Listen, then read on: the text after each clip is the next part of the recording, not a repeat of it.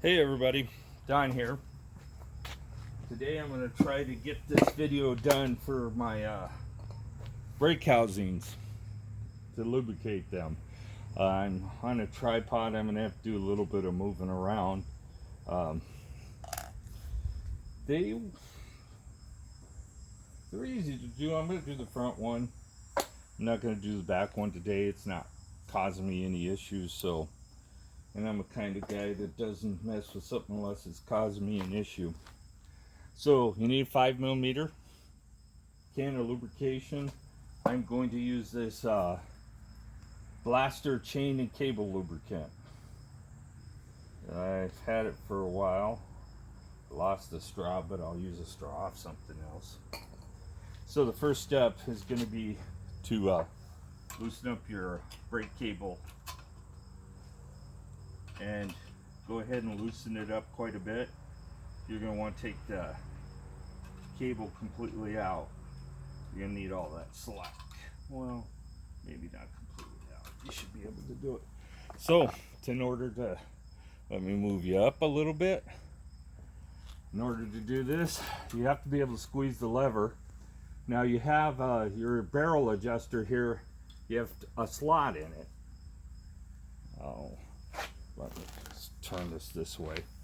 You have a slot right here. You get the slots all lined up, pull on the cable housing. This is why you need the slack.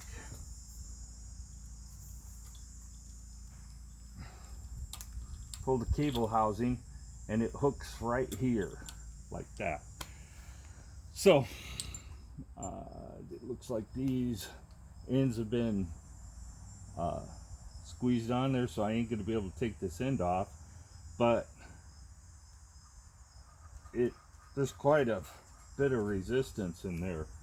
So what you're going to do is take your straw and put it on your lubricating, whatever you're going to use, something thin preferably. You could use WD-40.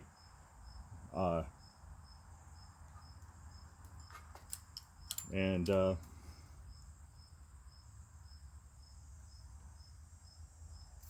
spray it on there.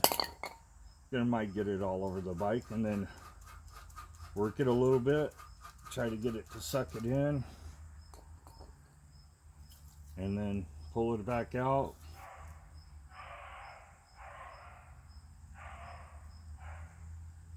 And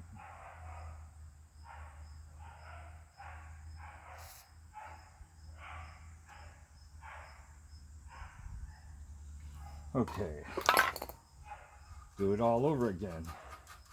And you might not be able to see it, but it is sucking that in. That's all there is to it. A couple of times, you put the cable back in the slot here. Put it, once came unlined up again.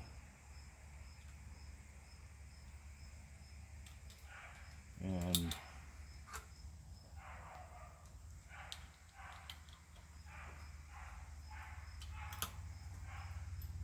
I'm sorry, I'm so fumbly fingered. That has a lot to do with one of my disabilities.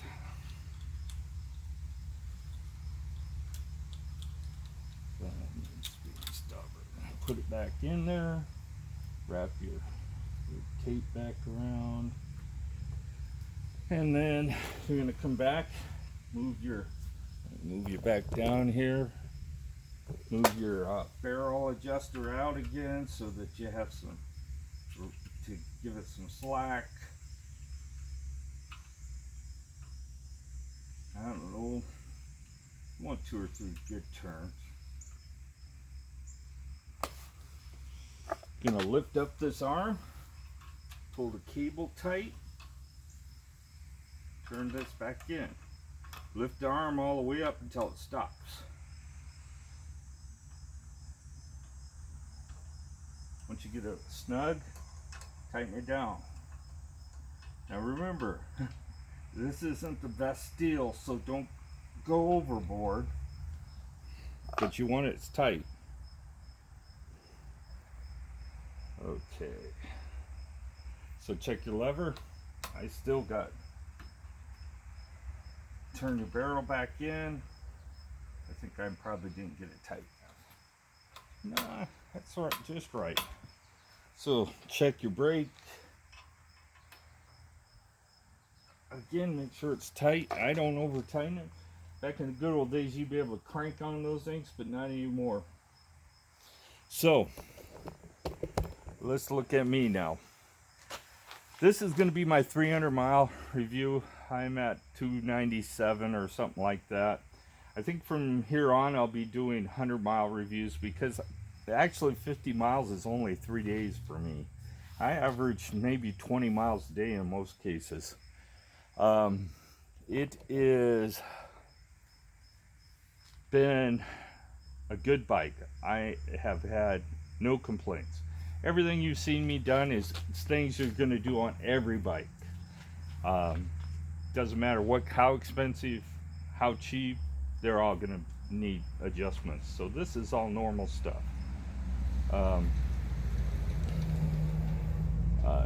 Overall, I'd give for a $952 bike with taxes, Michigan taxes anyway, or whatever taxes I paid.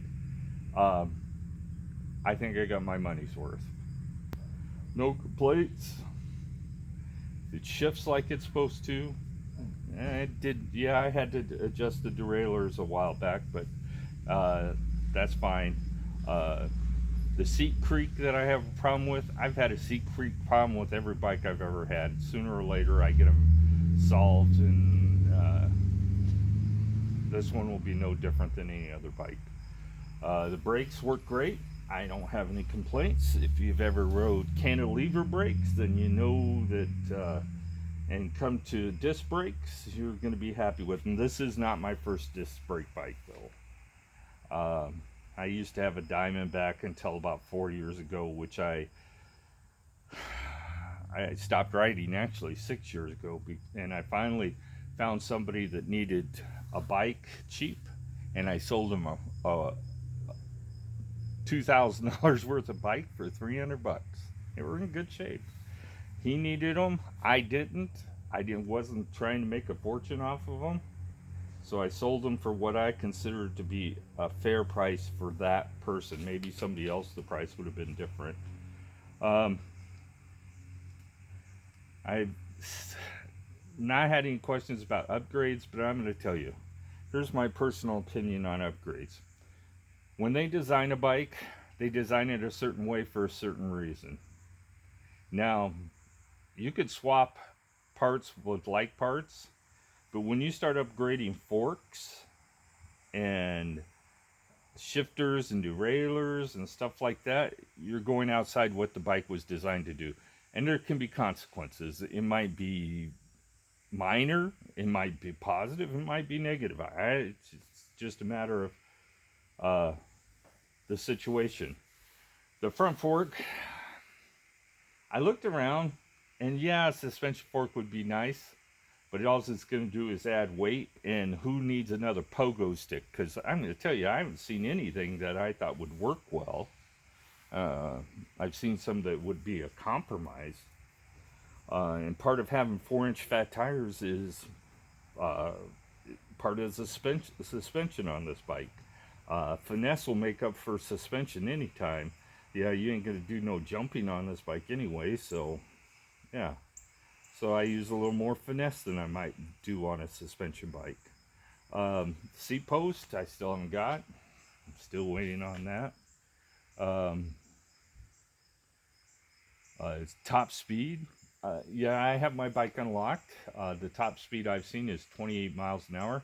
And if anybody tells you they went faster than that, I don't know how. Their speedometer, their speedometer must be wrong, or they have some setting wrong, because as soon as I hit 28 miles an hour, I literally, it feels like somebody put the brakes on. So I I think that's the motor shutting off the power to the to it.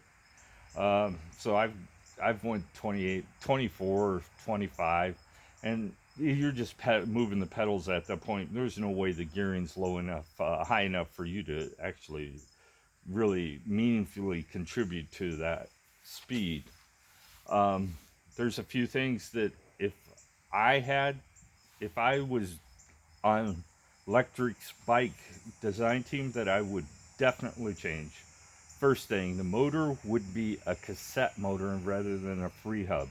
There is so many different cassettes out there that you could change to and get the gearing that's appropriate for your riding style.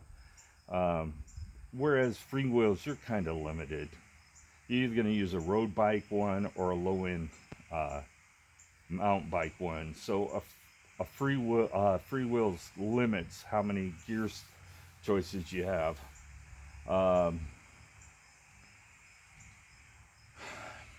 That would be the number one thing. I'd ask Lectric to go to a cassette system instead of a freewheel. Stainless steel spokes. I would not have painted spokes on here.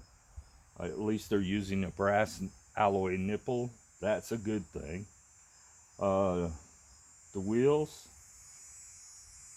they seem to be okay. I haven't had the front wheel off this. I'm kind of wondering how they're sealed, but you have a lip seal on the other side, so I'm wondering if there's some kind of lip seal on this one too. A lip seal just goes into a little groove around the hub, and it really doesn't keep water out. It does a job of trying to keep water out, but it don't keep water out. So if you get your front hub submerged, you're going to have to pull it apart, clean the bearings, re-grease everything, and put it back together. Standard bicycle stuff. If you buy low-end bikes, that's the way it is. And this is a low-end bikes parts pick. The Shimano shifter works like it's supposed to. No problems there. The brakes work like they're supposed to, except for the housing rub issue I'm having, where it's kind of not letting the brakes return all the time, but it seems to be better now. As you work the brake lever, that oil will eventually make it all the way to the bottom of the hose, the cable housing.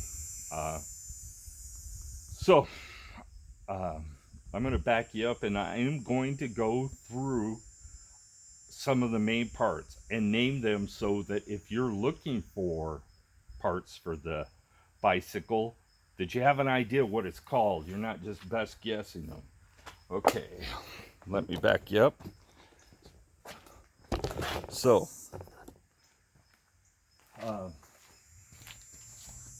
starting on the front, this of course is called the fork. This is the head tube. This is the bottom bracket. They're the bearing surfaces that are in here. This is your stem clamp, stem folding mechanism. Then you have your folding mechanism for the bicycle, front hub, front disc, spokes, spoke nipple, rim. I ain't gonna tell you what a tire is. Okay, coming back, you have your seat post clamp, seat post clamp. I said it twice because on a normal bike you only have one seat post clamp, and it would be here. Up here would be just part of the seat post. Crank arm, a bottom bracket. Oh, and then you have your chain ring on the right side with the crank arm, and then the pedals. Then you have your chain, derailleur guard. You can't see it, and I'm not going to move it, but the derailleur and the chain. And then you have your kickstand. This is kind of universal. You should be able to find a different kickstand if you want it. And then you have a kickstand back here too. I'm not so sure if you could actually find a kickstand that would work that would go there.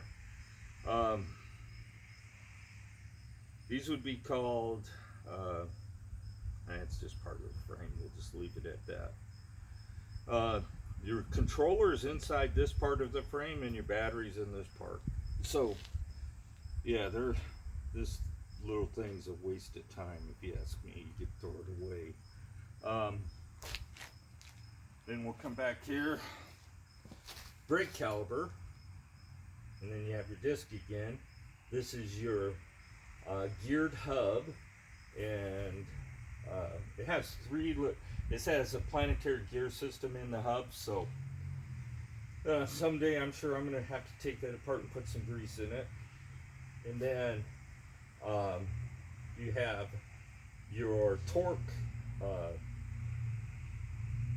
bolt here. This actually keeps the wheel from torquing in the frame. And then you have a derailleur hanger on the other side. It's replaceable. If it gets bent, you should be able to find one. Electric bike. I'm not even sure I'm in the frame there. So up front here on the handlebars, you have the handlebars, and we've already talked about the width. These are not wide enough for me. They're probably wide enough for a kid, and that's about it. So let me roll the bike back a little bit. So brake levers, grips, throttle, shifter. This is on a bike with two shifters. There'd be another one over here, but this is the rear one. Right brake and left brake. The left is always going to be the front in America, and the right's always going to be the back. Always apply the right before the left. Always remember that if you like staying on your bicycle. Okay, so there's the basics. Have any questions? Just give me a message. Please subscribe. If you have any questions about where I buy product, let me know.